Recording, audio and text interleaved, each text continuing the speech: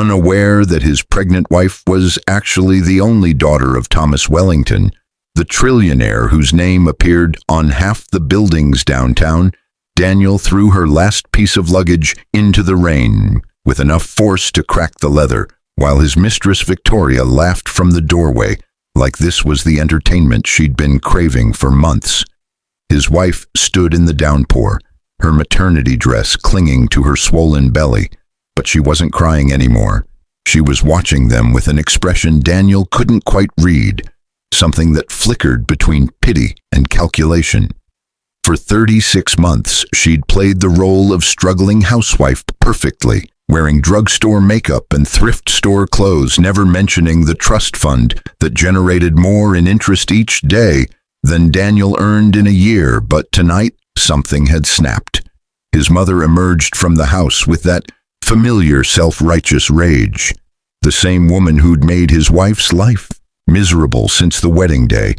But what happened next would shatter everything Daniel thought he knew about power, family, and the woman carrying his child.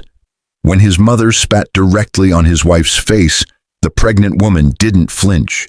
She simply wiped her cheek, made one phone call, and within seconds his mother was shaking so violently she had to grip the doorframe to stay upright, her face drained of all color and conviction. What had his wife said during that brief call? Who was arriving that could reduce his domineering mother to a trembling mess? And why was Daniel suddenly feeling like he'd just made the most catastrophic mistake of his entire life? The October rain fell in sheets, but Daniel barely noticed as he hurled the final suitcase down the front steps of the modest two-story house he'd purchased with a 30-year mortgage. The leather case, which he now realized was Hermes, not the knockoff he'd assumed, tumbled end over end before splashing into a puddle that reflected the warm light spilling from his open front door. Behind him, Victoria's laughter tinkled like wind chimes, her hand possessively gripping his bicep as she leaned into his shoulder, her designer perfume mixing with the scent of rain and wet asphalt. "God, Daniel, I can't believe you put up with her for 3 years," Victoria purred, her voice carrying that particular blend of amusement and cruelty that had once excited him, but now made something uncomfortable twist in his stomach. "Look at her. She's not even fighting back. What kind of woman just stands there?" But Elena wasn't just standing there. Daniel's wife, soon-to-be ex-wife, if he had any say in it, stood at the bottom of the driveway with one hand cradling her 6-month pregnant belly, the other hanging loosely at her side. Her dark hair was plastered to her face, and her simple maternity dress, the kind sold at discount stores, clung to her frame. Yet there was something in her posture, something in the way she held her head, that Daniel had never noticed before. She wasn't cowering, she wasn't begging, she was simply observing. 3 years of marriage flashed through Daniel's mind in disjointed fragments.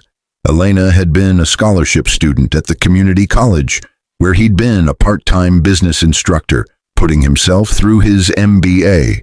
She'd been quiet, studious, and when she'd smiled at him after class one day, he'd felt like he'd won something. Their courtship had been brief, 6 months before he'd proposed with a modest ring that had taken him 4 months to save for. She'd said yes without hesitation, without demanding something bigger or more expensive, and he'd thought he'd found a woman who understood the value of building something together. But his mother had seen something else entirely. As if summoned by his thoughts, Margaret Harrison appeared in the doorway, her silver hair perfectly coiffed despite the late hour, her face set in that expression of moral superiority that had defined Daniel's entire childhood. She pushed past Victoria with barely a glance, her eyes fixed on Elena with an intensity that made the air feel heavier than the rain could account for. "Finally showing your true colors, are you?" Margaret's voice cut through the sound of rain hitting pavement. "Running away when things get difficult. Typical of someone from your background."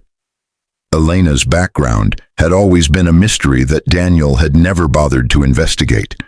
She'd mentioned being estranged from her family, something about differing values and expectations, but she'd always changed the subject when pressed.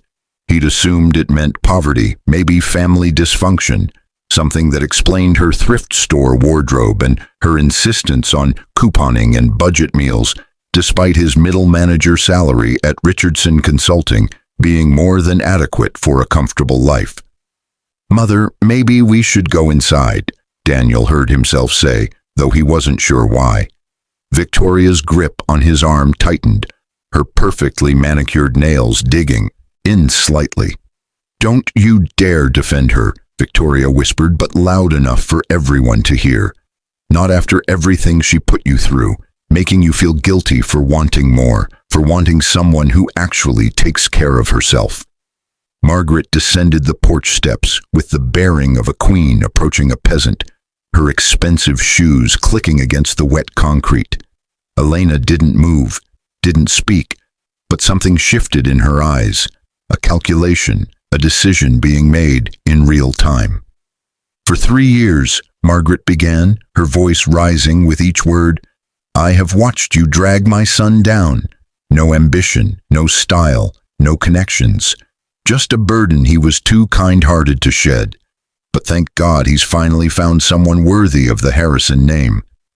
The rain seemed to fall harder, or maybe Daniel was just becoming more aware of it, of the cold seeping through his expensive Italian loafers, of the way Elena's breathing had become visible in the October air despite her pregnancy. Victoria laughed again, and the sound made Daniel think of breaking glass, of things shattering that couldn't be put back together. Margaret stopped 3 feet from Elena, her face contorted with 3 years of accumulated contempt. "You disgust me," she hissed, and then, with a deliberateness that seemed to slow time itself, she spat directly into Elena's face. The saliva struck Elena's left cheek, just below her eye, and for a moment, one endless, crystallized moment, nobody moved.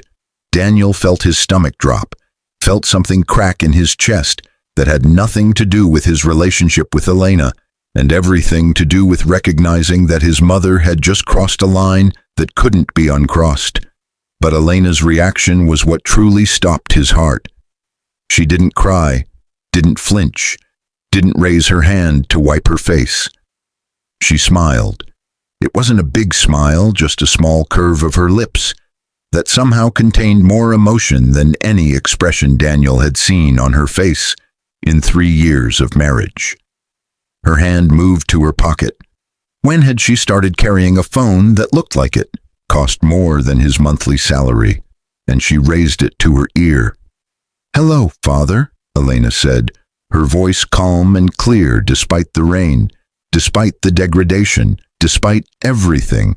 "I think it's time we had that conversation we've been postponing. Yes, now would be perfect." Margaret's face transformed from triumph to confusion to something Daniel had never seen before on his mother's imperious features, pure, unfiltered fear. Her knees buckled slightly, and she grabbed onto his arm with both hands, her grip vice-like and desperate. "Elena," Margaret whispered, and Daniel realized it was the first time his mother had ever used his wife's actual name instead of "that girl" or "your little mistake." "Elena Wellington?" The world tilted sideways. Wellington. Thomas Wellington. The name on half the buildings downtown. The name that appeared in Forbes' billionaire rankings somewhere in the top 20. The name that meant power, influence, and wealth, beyond anything Daniel's middle-class mind could fully comprehend. His wife, the woman he'd just thrown into the rain, the woman currently being mocked by his mistress, the woman carrying his child, was Thomas Wellington's daughter. Elena finally raised her free hand and wiped the spit from her cheek with a dignity that made Daniel's throat close. 36 months, she said softly, still on the phone but looking directly at Margaret, then at Daniel, then at Victoria. 36 months of testing, of watching, of giving every opportunity for kindness to show itself. Her hand moved to her belly, protective and tender. "Thank you all for showing me exactly who you are." Father? Yes, I'll wait right here. The address? They know it very well. It's the house they thought they were so proud of owning. The black SUVs arrived exactly 14 minutes later, but to Daniel, those 14 minutes felt like falling through ice into water that never reached bottom. He'd spent the first 5 trying to process what Elena had said, the next 4 watching his mother's complete psychological collapse, and the final 5 attempting damage control that felt increasingly like rearranging deck chairs on the Titanic. Victoria had gone silent, her earlier laughter dying the moment Elena said, "Wellington," but she hadn't released Daniel's arm. Her grip had simply transformed from possessive to desperate, like a drowning person clutching driftwood. Margaret had sunk onto the porch steps, rain soaking through her expensive wool coat, her lips moving in what might have been prayer or simply denial. Elena remained standing in the driveway, phone tucked away, one hand on her belly and the other hanging loose at her side. The rain had lightened to a drizzle, but she was thoroughly soaked, her hair hanging in dark ropes down her back, her simple dress clinging to her pregnant frame. Yet somehow she looked more composed than anyone else in this tableau of unraveling lives.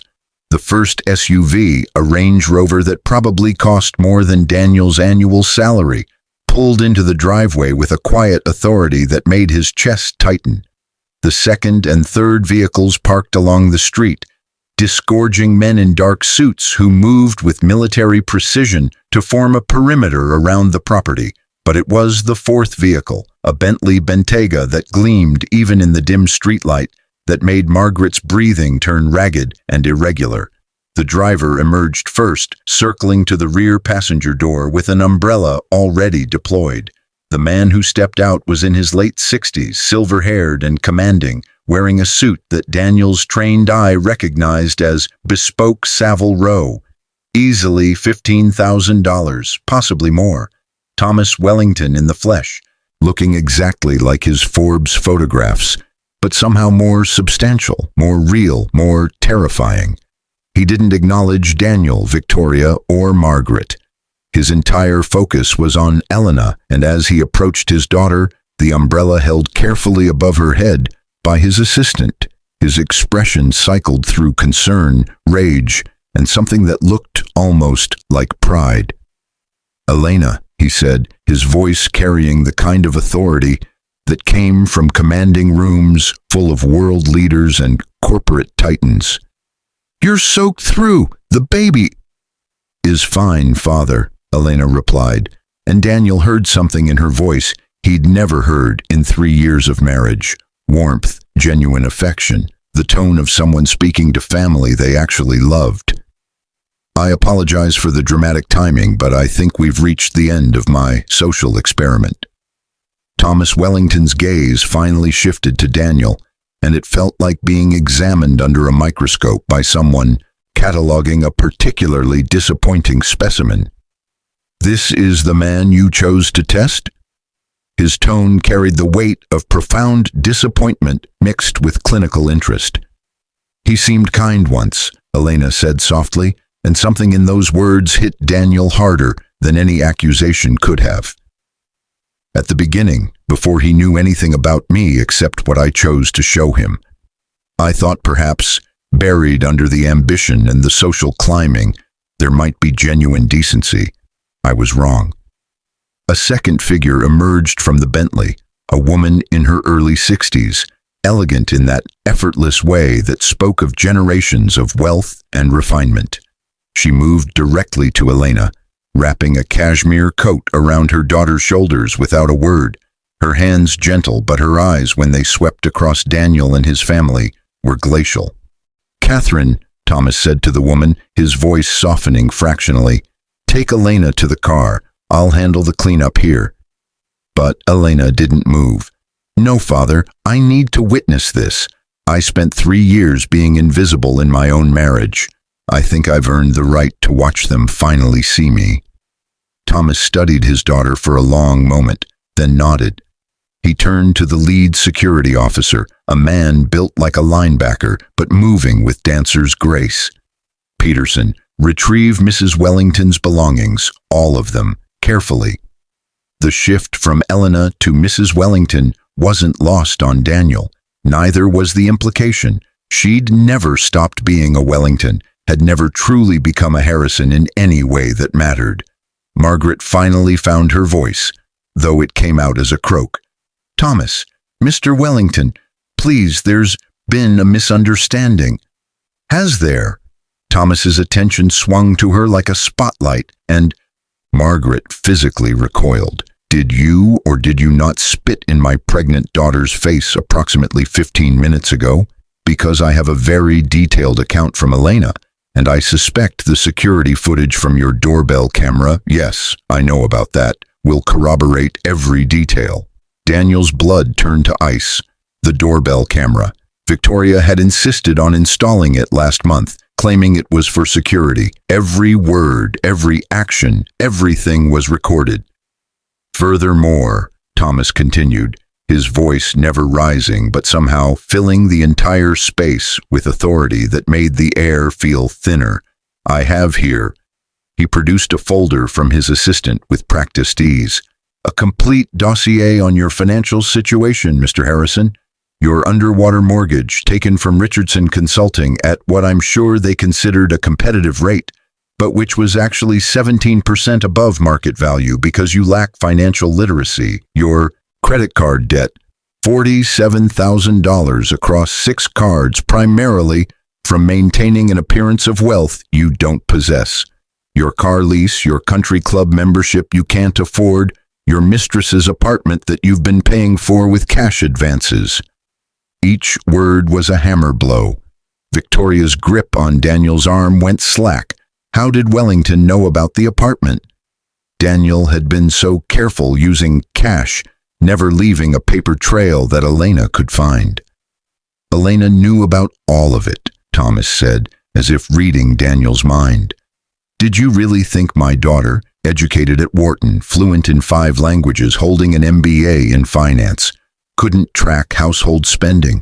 She knew about Miss Victoria within 3 weeks of your first encounter. She knew about every lie, every manipulation, every moment you made her feel small while you inflated your own importance." Daniel tried to speak, but his throat had closed. Beside him, Victoria made a small sound that might have been a whimper. His mother had gone completely still. Her earlier bluster evaporated like rain on summer pavement. "The question Elena posed to me 2 years ago," Thomas continued, "was whether she should reveal herself immediately or wait to see if authentic goodness might emerge. If you might choose love over ambition. If your mother might choose human decency over social climbing. If Miss Victoria might develop a conscience." He paused, letting the weight of those words settle. "You all failed spectacularly." 2 years? Daniel's voice finally worked, though it came out strangled. "She's known for 2 years?" Elena spoke, her voice steady. "I discovered I was pregnant 14 months into our marriage. That's when I told Father everything. The emotional abuse, Mother Harrison's cruelty, your growing distance. He wanted to intervene immediately, but I asked him to wait. I thought perhaps a child might change things, might remind you of what matters." Her hand moved protectively over her belly. "I gave you all every chance, every opportunity to choose kindness, and tonight, when your mother spat on me while I carried your child, you did nothing. You said nothing. You just stood there with your mistress and watched." The truth of it crashed over Daniel like a physical wave. She was right. In that critical moment when his mother had crossed the ultimate line, he'd frozen. Not out of shock, but out of calculation, already wondering how this scene might play with Victoria, already weighing his mother's approval against his wife's dignity, and he'd chosen wrong. "The house," Thomas said, his tone shifting to business, "is actually owned through a subsidiary of Wellington Holdings. The mortgage you thought you were paying, it goes into a trust fund for Elena. Your salary at Richardson Consulting, that company was acquired by Wellington Enterprises 8 months ago. In essence, Mr. Harrison, you've been living in my daughter's house, working at my company, and feeling superior to the woman who has been subsidizing your entire existence. The ground felt unsteady beneath Daniel's feet. Everything, his job, his house, his sense of self-worth built on being the provider, all of it was an illusion Elena had maintained while he'd treated her like a burden. "You're fired, effective immediately," Thomas continued. "You have 72 hours to vacate this property. My attorneys will be in contact regarding custody arrangements for the child, though given your demonstrated character, or lack thereof, I suspect those will be limited. Miss Victoria, your lease on the apartment at the residences at Harbor Point will not be renewed. Mrs. Harrison," he turned his full attention to Margaret, who seemed to shrink under his gaze, "your membership at Riverside Country Club, which you secured through my daughter's recommendation letter that you believed came from a friend of a friend, revoked. Your position on the hospital charity board. My wife, Catherine, sits on that board's executive committee. I suspect your tenure there is concluded." In less than 5 minutes, Thomas Wellington had dismantled their entire lives with surgical precision, and the terrifying part was how effortless he made it look. Like swatting flies required more effort than destroying everything the Harrison family had built. Peterson and his team had gathered Elena's luggage, loading it carefully into one of the SUVs. Catherine Wellington had draped a second blanket around her daughter, whispering something that made Elena nod. "There's one more thing," Elena said, and Daniel heard his wife, his ex-wife, he supposed, speak with authority he'd never imagined she possessed. "Daniel, I want you to understand something. I didn't stay for 3 years to punish you. I stayed because I genuinely hoped I might be wrong about you, that the man who smiled at me after class, who seemed kind when he had nothing to gain from it, might still exist somewhere, but he doesn't, does he? Maybe he never did." She turned toward the Bentley, her mother's arm around her shoulders, but paused one final time. "I hope your mistress was worth it. I hope your mother's approval keeps you warm at night. And I hope, someday, you learn the difference between a woman's kindness and her weakness, because you just lost the best thing that ever happened to you, and you'll never even fully understand why." Elena Wellington, because that's who she'd always been. Never truly Elena. Harrison walked to the Bentley with her head high, her father's protective hand on her back, her mother's quiet support surrounding her. The SUVs pulled away in formation, leaving Daniel standing in the rain with his mistress, his mother, and the ruins of everything he'd thought he'd known. Victoria was the first to break the silence. Did she actually? But Margaret was staring at her hands, shaking her head slowly. "Wellington," she whispered, "we spat on Thomas Wellington's daughter.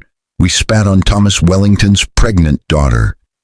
And Daniel, watching the taillights disappear into the October night, finally understood the true meaning of fear. Not the immediate terror of physical danger, but the slow dawning horror of realizing you've destroyed your own life with your own hands, and there's no one to blame but yourself. The doorbell camera light blinked red, still recording, capturing every moment of their unraveling for posterity. In 72 hours, they'd be homeless. In the morning, he'd be unemployed. And the child his wife carried, his child, would grow up knowing their father had chosen pride over love, appearance over substance, cruelty over kindness. Daniel sank to his knees in the rain, Victoria's hand finally releasing his arm, his mother's quiet weeping providing a soundtrack to the complete destruction of everything he'd thought mattered. He'd never even asked Elena why she worked so hard at being invisible. Never wondered if her thrift might be principle rather than poverty. Never considered that strength could look like patience, that power could masquerade as gentleness.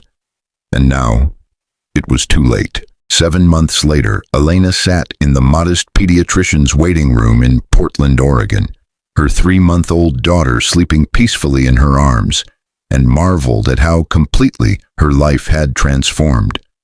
The woman who'd once endured being spat on in the rain now wore comfortable jeans and a simple sweater, her hair pulled back in a practical ponytail, her face free of makeup. She looked, she thought with some satisfaction, exactly like any other single mother navigating the beautiful chaos of new parenthood.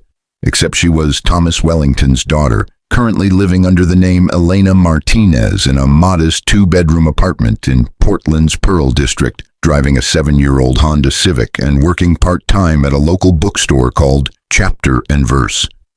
Her father had resisted this particular experiment. "You've already proven your point," he'd argued, but her mother, Catherine, had understood. "Let her heal," Catherine had told Thomas. "Let her discover who she is outside of being either Mrs. Harrison or Miss Wellington, and if she happens to find someone genuine in the process, all the better." The baby, Sophia Marie, with her mother's dark hair and eyes that might someday turn brown or might stay the blue of her father's, stirred slightly, making the small sounds that Elena had learned meant she'd wake fully in approximately 3 minutes. Right on schedule, as Sophia had been from birth, arriving exactly on her due date like she'd already inherited her mother's sense of precision. "Elena Martinez," the nurse called from the doorway, her smile warm and genuine. "Dr. Harper is ready for Sophia." Elena gathered the diaper bag, purchased from Target, not Hermes, and followed the nurse down the hallway, noting the cheerful murals of storybook characters that made this practice feel worlds away from the sterile, exclusive pediatrician Margaret Harrison had insisted was the only acceptable choice for a Harrison child. Sophia would never be a Harrison. Elena had made that abundantly clear to her attorneys, who'd negotiated a custody agreement that gave Daniel supervised visitation twice monthly. Visits he'd attended exactly 3 times in 3 months before the excuse texts started coming. Work emergency. Feeling under the weather. Something came up. Elena had stopped being surprised and started being grateful. Sophia deserved better than a father who viewed her as an obligation. The examination went smoothly. Sophia was thriving, gaining weight appropriately, meeting all developmental milestones, and Elena was gathering her things when she heard raised voices from the reception area, not quite shouting, but definitely tense, definitely worried. "I'm sorry, sir, but without insurance or payment up front, we can't." "I understand, but my daughter has a fever of 103, and every other clinic has a 2-week wait for new patients. Please, isn't there anything—" Elena paused, Sophia secure in her carrier, and glanced through the doorway. A man stood at the reception desk, probably early 30s, wearing worn jeans and a flannel shirt over a faded t-shirt. He held a little girl who couldn't have been more than 4, her face flushed with fever, her head resting limply on his shoulder. The receptionist looked genuinely sympathetic but was shaking her head, bound by policies Elena knew existed to protect small practices from financial risk. Something in the scene triggered a memory. Standing in the rain, invisible and dismissed, while people who claimed to care about propriety and proper behavior showed her exactly how conditional their compassion was. This man's desperation was real, his concern for his daughter palpable, and the receptionist's hands were tied by systems designed to protect businesses rather than people.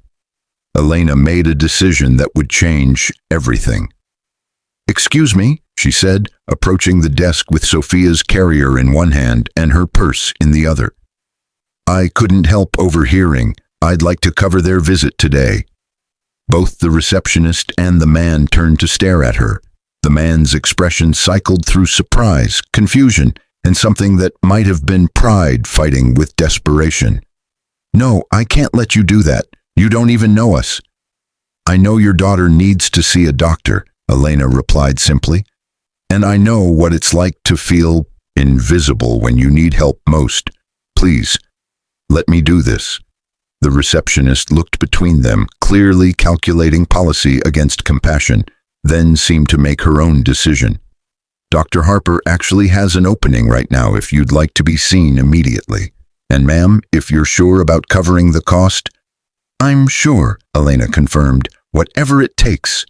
The man's eyes, she noticed now that she was closer, were a warm brown that matched his daughter's, and they were filling with tears he was clearly trying to contain. Thank you. I don't know what to say. I just moved here 3 weeks ago for a job, and our insurance doesn't start until next month, and Emma woke up this morning burning up, and I've been calling every clinic in the city. You don't have to explain, Elena said gently. Just take care of your daughter. That's what matters. His name, she learned while they waited. Emma was being examined in a room down the hall.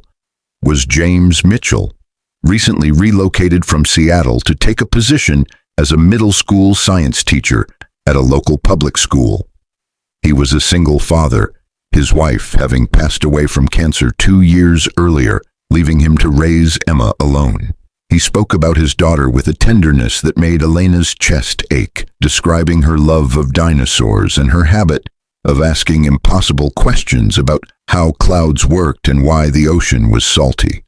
She's my whole world, James said simply, and Elena heard in those 4 words more genuine love than she'd heard in 3 years of marriage to Daniel. When Dr. Harper emerged with Emma, ear infection, already prescribed antibiotics, fever should break within 24 hours, James's relief was so profound it was almost tangible. Elena handled the payment discreetly, charging the visit to a credit card connected to one of her smaller trust funds, the kind of transaction that wouldn't trigger any flags on her father's radar. Please, James said as they walked to the parking lot together, Emma already looking brighter thanks to children's Tylenol and the reassurance of medical attention. Let me pay you back. I can set up a payment plan, whatever works. I have your number from the form. Consider it a welcome to Portland gift, Elena interrupted. Pay it forward someday when you're able. That's all I ask. But James was looking at her with an intensity that suggested he saw more than she'd intended to show. You're not just being kind. There's something else. Something about the way you said you know what it's like to feel invisible. He paused, then added carefully, Bad divorce? Elena laughed, surprised by his perceptiveness. Is it that obvious? I recognize the look, he said softly. The relief of being away from something that hurt. The cautiousness about trusting again. I wore that expression for about a year after Lisa died. Different circumstances, but the same wariness about opening up. They'd reached her Honda, and Elena was buckling Sophia's carrier into the base when James noticed the baby for the first time. His expression softened immediately. And you're doing this alone too. Single motherhood and handling random strangers' medical bills. You're either independently wealthy or completely reckless with money. Maybe a little of both, Elena said, which was technically true in ways James couldn't begin to imagine. Let me at least buy you coffee, James offered. As a thank you, there's a place 2 blocks from here. Chapter and Verse has a cafe in the back. Best lattes in Portland, and they're very baby-friendly. Elena's heart did a small flip. I actually work at Chapter and Verse, part-time, mostly morning shifts. James's face lit up with genuine pleasure. No kidding. Emma and I were there last weekend. She found a book about dinosaurs that she's been reading every night since. The woman who helped us. Wait, was that you? It had been. Elena remembered them now. The patient father letting his daughter take 40 minutes to choose just the right book, reading passages aloud to her with different voices for different dinosaurs, completely unaware that other customers were waiting, or that he looked slightly ridiculous making T-Rex sounds in the children's section. That was me, Elena confirmed. Emma has excellent taste. That's one of our best sellers. Then coffee is definitely happening, James declared. I owe you for both the medical bill and for enabling Emma's dinosaur obsession. How's tomorrow morning? I could bring Emma by after I drop her at preschool, around 9:30. Something in Elena whispered caution. She'd just escaped one relationship built on false pretenses, and here she was, setting up what could be interpreted as a date while hiding her entire identity. But something else, something that had been dormant for months, whispered that James Mitchell had just paid for his daughter's medical care with money he clearly couldn't spare, while simultaneously worrying about paying back a stranger, and that kind of integrity was rare enough to be worth exploring. 9:30 works, she said. I'll save you the good table by the window. As she drove home, Sophia sleeping peacefully in the back seat, Elena caught herself smiling in a way she hadn't smiled in years. Not the careful, measured smile of someone playing a role, but the genuine expression of someone who'd just met another human being and felt the possibility of real connection. Her phone buzzed with a text from her mother. Your father wants to know when you're coming home. I told him to stop hovering. How's my granddaughter? Elena typed back, Sophia's perfect, and I think I might stay in Portland. A bit longer? I like the bookstore, the pace, the anonymity. The coffee date with James wasn't planned. The attraction she'd felt watching him parent his daughter with such devoted tenderness wasn't calculated, and for the first time since she'd stood in the rain watching her old life crumble, Elena felt like she might be building something real, not as Wellington's daughter or Harrison's discarded wife, but simply as herself. She didn't know that James Mitchell lived paycheck to paycheck in a small apartment, budgeting carefully to give Emma the best life possible on a teacher's salary. She didn't know that he'd spent the previous night at the emergency room with Emma before being turned away due to lack of insurance, desperately Googling home remedies for high fever while his daughter cried. She didn't know that her intervention today had quite possibly saved him from having to choose between rent and health care. And James didn't know that the kind woman who'd paid for his daughter's medical care was worth more than he'd earn in 10 lifetimes, or that she was testing him just as thoroughly as she'd tested the husband who'd failed. But unlike Daniel Harrison, James Mitchell was about to pass every test Elena could devise, not through calculation or performance, but through the simple act of being genuinely, consistently, beautifully kind. The question was, how long would Elena wait before revealing who she really was? And would James's feelings survive the revelation when it finally came? The apartment door opened and James appeared, his smile transforming into concern when he saw her expression. Hey, what's wrong? Did something happen with Sophia? The girls are fine, Elena said quickly. They're both asleep on the couch. Emma's holding Sophia's hand. It's adorable, and you should take a picture, but first... She held up the ring box. Your phone wasn't in your jacket pocket. James's face went through several expressions. Surprise, embarrassment, resignation, and finally a rueful smile. Well, that's not how I planned this conversation going, but I suppose we're doing this now. He crossed the small office and took the box gently from her hands. I was going to wait until next weekend. There's this spot at Powell's bookstore, the rare book room on the 3rd floor where we had our first real date, remember? I was going to take you there and tell you that you're the best thing that's happened to me since Emma was born and ask if you'd consider making this permanent. James, Elena's voice cracked. Let me finish, he said softly. I know I can't give you the kind of life you might want. I'm a teacher. I'll always be a teacher because I love it, even though it means we'd have to budget carefully and probably never take fancy vacations or live in a big house. But I promise I would spend every day trying to make you happy. I'd be the best father I could be to Sophia, and Emma already loves you like you're her mom, and Elena, I love you. I love everything about you, and if you need more time, I understand, but I needed you to know. The tears Elena had been holding back finally fell, but she was smiling through them.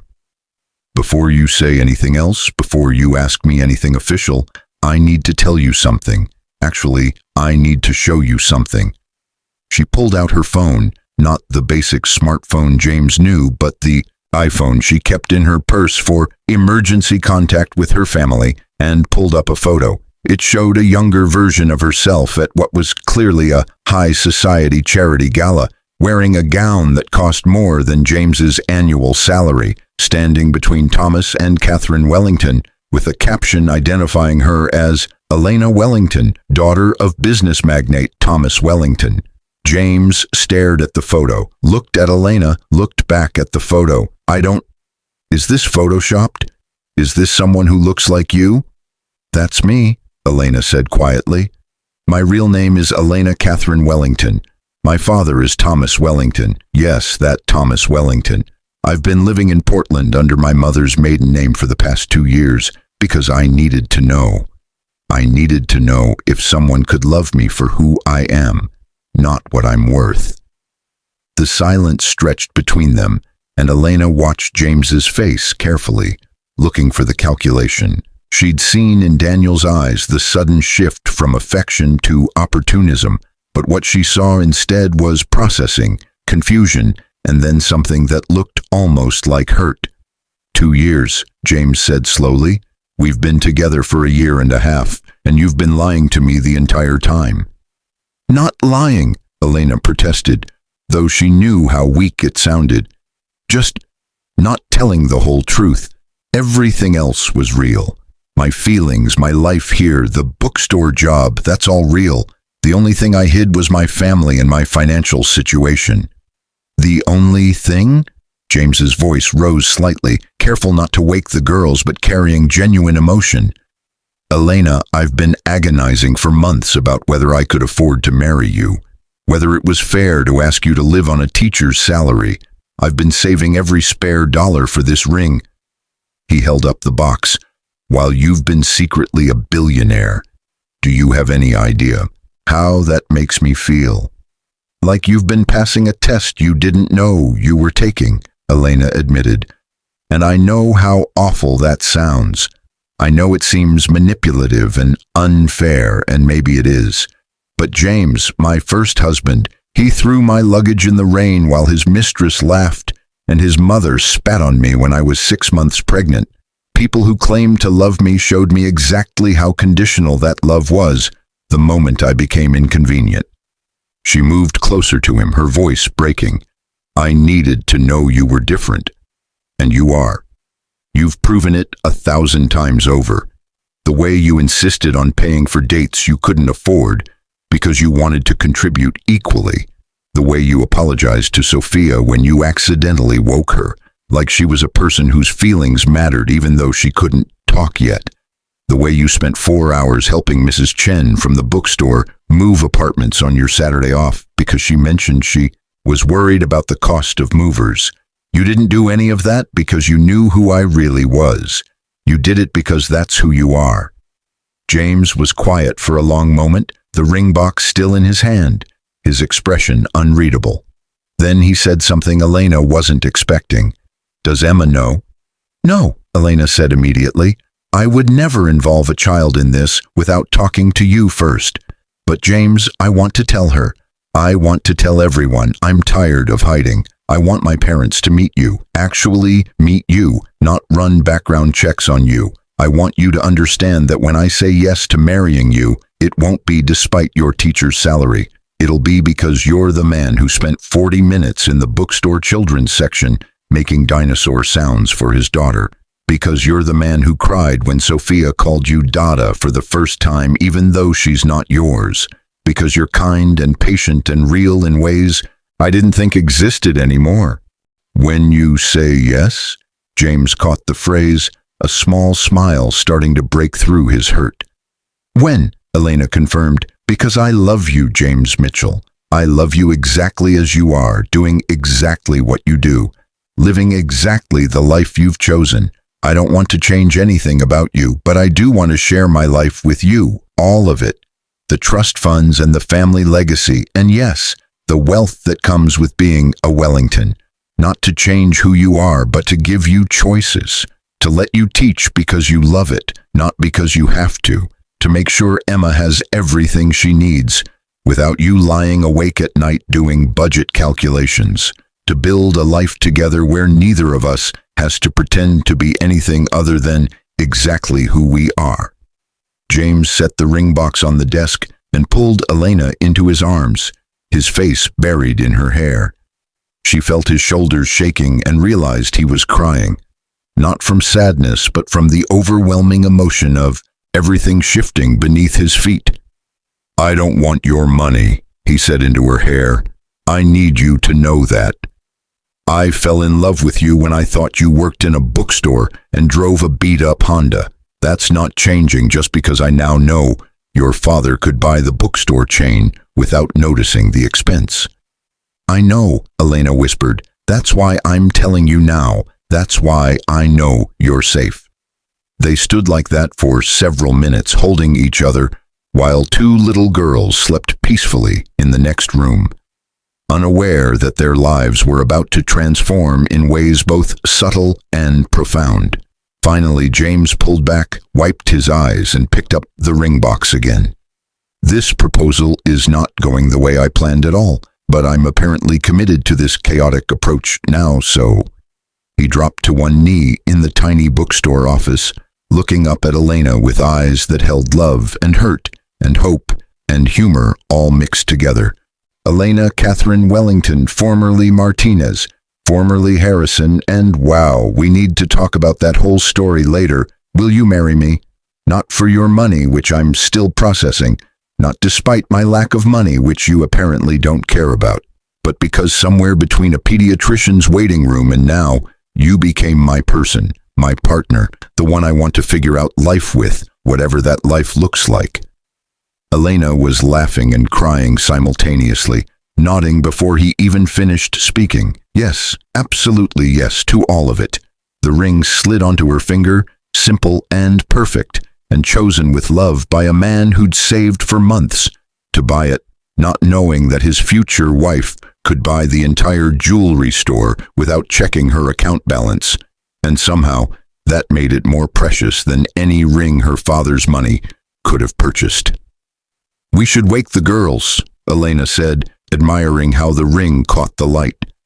"And then I need to call my parents.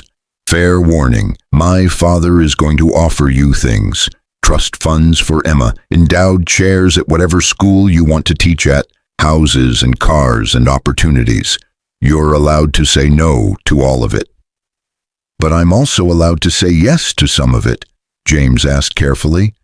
"Because I'd be lying if I said the idea of not worrying about Emma's college fund doesn't appeal to me." "You're allowed to say yes to whatever feels right," Elena confirmed. "This is a partnership, James. We figure it out together." 6 months later, they married in a ceremony that perfectly blended both their worlds, held at the Wellington estate but decorated by Emma and Sophia with hand-painted flowers, catered by the best chefs money could hire, but featuring dinosaur-shaped cookies that James insisted on making himself. Thomas Wellington walked Elena down the aisle, but it was Emma who carried the rings, proud and serious in her role as big sister and junior bridesmaid. Daniel Harrison read about the wedding in Forbes magazine, seeing his ex-wife's glowing smile next to a man the article identified as a Portland public school teacher who captured the heart of one of America's most eligible heiresses. The photo showed Elena laughing, clearly mid-sentence, while her new husband looked at her with adoration so obvious it was almost uncomfortable to witness. In the background, two little girls played with flower petals, one dark-haired like her mother, one lighter-haired like her father, both beloved. Daniel had remarried as well, Victoria in a hasty ceremony 6 months after his divorce finalized, but they were already separated, his mother's money having run out and Victoria's interest evaporating along with it. He worked now at a car dealership, selling mid-range sedans to people who reminded him uncomfortably of who he used to be. But Elena never thought about Daniel anymore. She was too busy with her real life, helping James prepare lesson plans at their Portland home. They'd kept the modest apartment and bought a comfortable house in a good school district, rejecting her father's offers of mansions in favor of a place where their daughters could play in the yard. She still worked at chapter and verse 3 days a week, despite her father's bewilderment, because she loved the quiet satisfaction of connecting readers with books. And every night she fell asleep next to a man who loved her, not for the Wellington name or the trust funds or the social connections, but because she made him laugh, understood his passion for teaching, and had once paid for his daughter's medical care when he desperately needed help. On their first anniversary, James gave her a framed photo from that day in the pediatrician's office. He'd tracked down security footage and had a single frame printed and matted. It showed Elena approaching the reception desk, Sophia in her carrier, her expression determined but gentle, while James held a feverish Emma, desperation and hope warring on his face. "This is the moment," James wrote on the back, "when everything good in my life began." Elena hung it in her office at the Wellington Foundation headquarters, where she now ran a charitable program providing healthcare access to uninsured families, inspired by a desperate father and a feverish little girl who'd given her back her faith in human goodness. And if sometimes she thought about a younger version of herself, standing in the rain, pregnant and degraded, watching her old life crumble, she felt only gratitude. That woman's pain had taught her how to recognize real love when it finally arrived, not in the expensive clothes or grand gestures or social climbing, but in dinosaur sounds and split checks and a ring that represented 3 months of careful saving from a man who loved her before he knew she was worth loving. Some tests, Elena reflected, were worth administering, and some people were worth the wait.